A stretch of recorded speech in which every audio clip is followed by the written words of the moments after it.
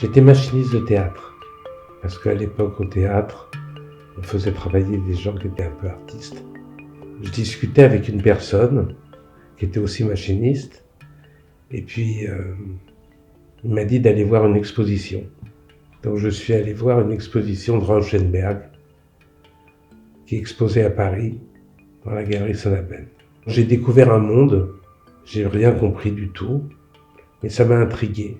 Et le contemporain me marquait, quoi, m'a happé.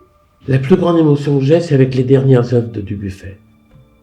Parce qu'il met des personnages dans ses tableaux et il finit par les enlever. Et vous voyez un tableau abstrait, mais en fin de compte, c'est très concret. C'est le vide, c'est ce qu'a fait Rothko.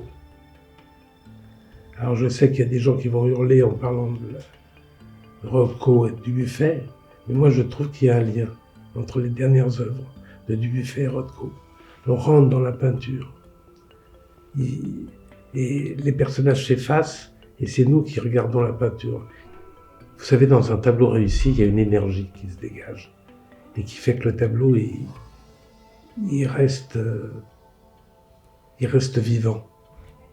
Et c'est ce que je recherche quand j'achète un tableau, c'est qu'il soit vivant. Il n'y a pas beaucoup de peintures qui font cet effet-là.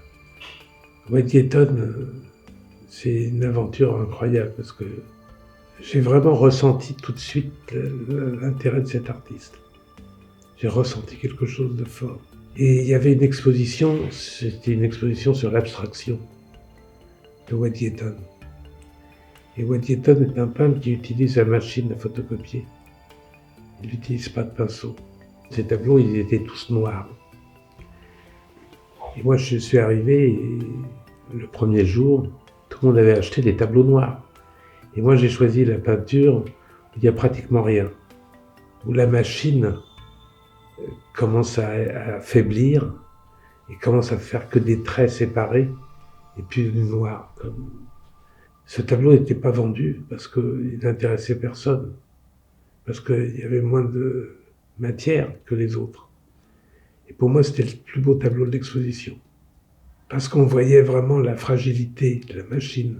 Et parce que j'ai vite compris que ce peintre utilisait la machine comme un pinceau. C'est un des tableaux que j'aime le plus. Ça m'arrive rarement. Mais ça m'est arrivé avec 2-3 artistes.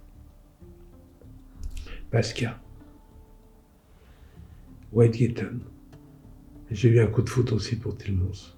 Je crois que ce qui est difficile, c'est de suivre des artistes sur 3 générations, 4 générations. Parce qu'on s'embourgeoise tous un peu. On ne se met pas assez en danger. Il faut avoir une vision claire. Il faut accepter l'époque dans laquelle on vit. Il ne faut pas être en retard. C'est compliqué, ça. C'est pour ça que vous avez des galeristes qui comprennent bien 2 générations, 3 générations. Mais ils bloquent vite parce que c'est difficile. Ils vieillissent. Ils sont attirés par ce qu'ils ont aimé. Et pas forcément parce qu'ils devraient aimer plus tard. C'est un travail difficile. Deuil. En fin de compte, les collections ressemblent aux personnes qui collectionnent. Il y a quelque chose de particulier. On aime une chose plutôt qu'une autre. Et en fin de compte, l'accumulation de chaque chose fait qu'il y a un lien. Il y a un lien qui fait que votre collection ne ressemble pas aux autres. Et c'est vrai que ma collection est très axée sur le matériel. Je m'en suis aperçu avec le temps. C'est que j'avais une attirance pour ça et je ne le savais même pas. C'est très personnel, en fait. Mais je trouve que c'est bien de partager et je me suis fait violence. Et j'ai décidé de montrer une partie de ma collection. Voilà, des tableaux que j'aime. Mais il y a des tableaux qui possèdent cette énergie, plus que d'autres. Mais ça sera aux gens de voir. Je serais intéressé de savoir quel effet ça fait. Voilà.